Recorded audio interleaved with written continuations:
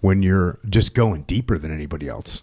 Like you're going to just go so deep into the back country that you don't have any competition anymore. You just outwork them going back. Yeah, that's what I'd always say is like in regular life, I had no advantage. Like there's always somebody who knows the right people or has more money because maybe their dad had fucking money, who knows what, or they went to an Ivy League school. They're going to have an advantage over me in pretty much every setting until we get to the mountains. Yeah. And then I'm just like, guess what, guys? None of that shit means anything now. Yeah.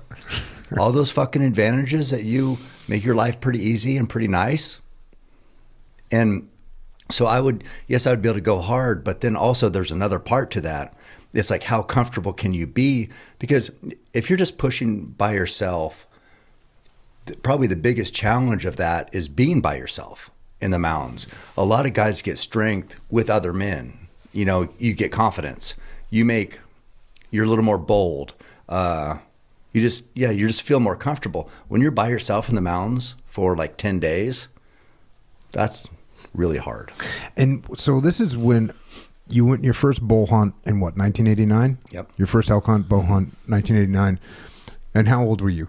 I was 19, I think. So now these years where you're developing like this, like 22, 23, it's not hunting season. Are you going out and just backcountry camping, like walking around, studying the animals, seeing what they're doing, and running?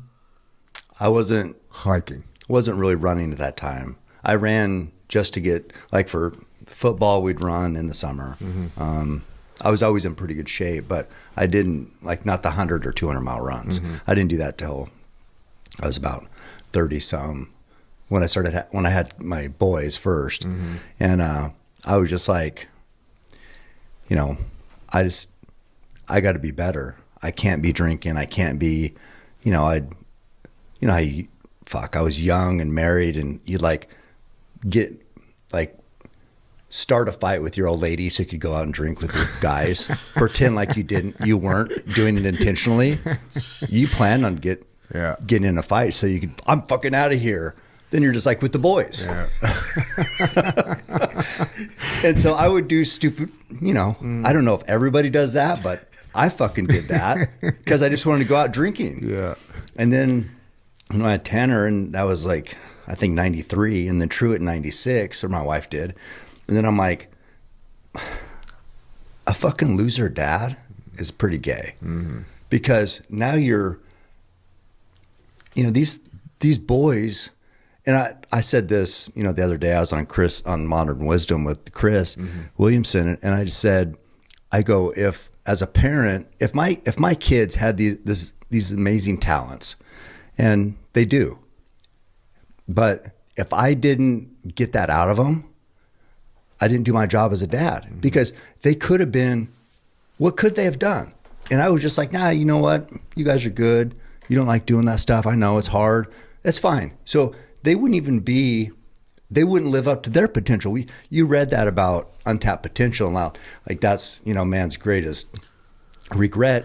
Well, to me, my greatest regret would be untapped potential of my kids. Maybe, Truett is doing amazing things and inspiring a lot of other young men. And so I thought, I need to prepare them. I need to get whatever they're capable of. Let's get it all out of them. So that was when it changed for me. Squeeze it out of them. Would you go, I can imagine, look, it's hard to, so now you stop the drinking, fighting, or stop the fighting with your wife in order to go drinking. Yeah. But now you're just like, hey, I'm going to go spend the weekend in the mountains just by myself. Yeah, I would. How's that conversation go? It's not hunting season. I'm going to leave and I'm going to go spend the weekend in the mountains.